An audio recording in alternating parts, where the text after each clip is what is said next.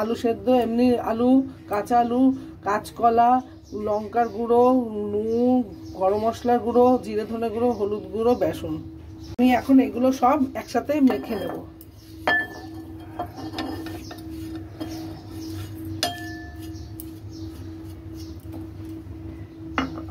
বেসনও দিয়ে দিচ্ছি, দিয়ে এগুলো এবার সব একসাথে মেখে নিচ্ছি।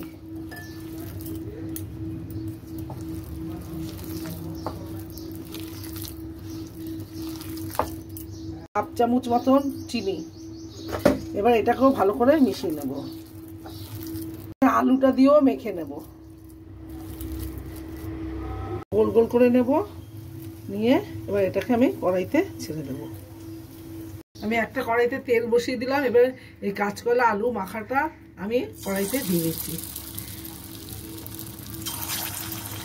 এবং গোল গোল করে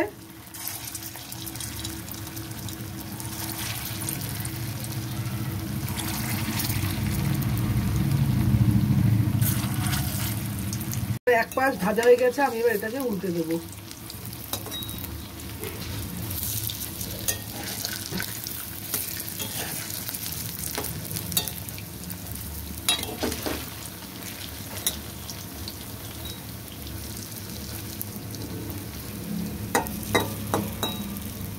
আরেক পাশ ভাজা হবে। কলার বড়াগুলো ভাজা হয়ে গেছে, আমি এবার এটা তুলে নিচ্ছি। আলু ভাজা তেলে জিরে, গোটা জিরে দিয়ে দিলাম, তেজপাতা দিয়ে দিলাম, এটাকে ভালো করে একটু ভেজে নেব।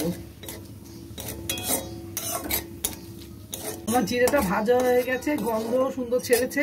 এবার আমি একটা সেদ্ধ করা টমেটো দিয়ে দেব।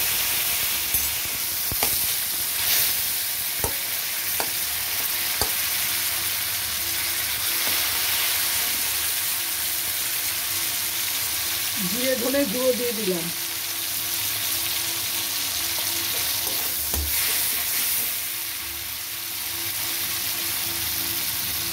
লঙ্কার গুঁড়ো দিয়ে দিলাম,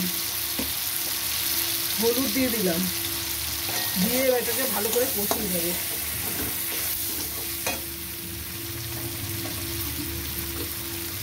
সামান্য একটু জল দিলাম, দিয়ে এটাকে এবার ভালো করে কষিয়ে নেব।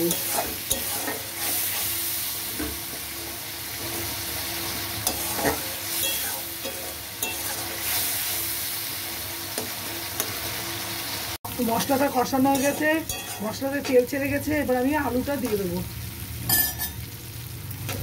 দিয়ে আমি আবার একটু কষিয়ে নেব। আমার এটা আলু সেদ্ধ হয়ে গেছে, এবার আমি কোপ্তাগুলো দিয়ে দেব।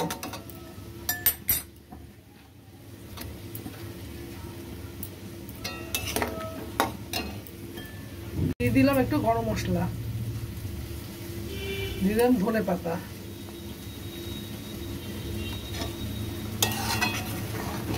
এবার এটাকে আমি নামিয়ে নিচ্ছি।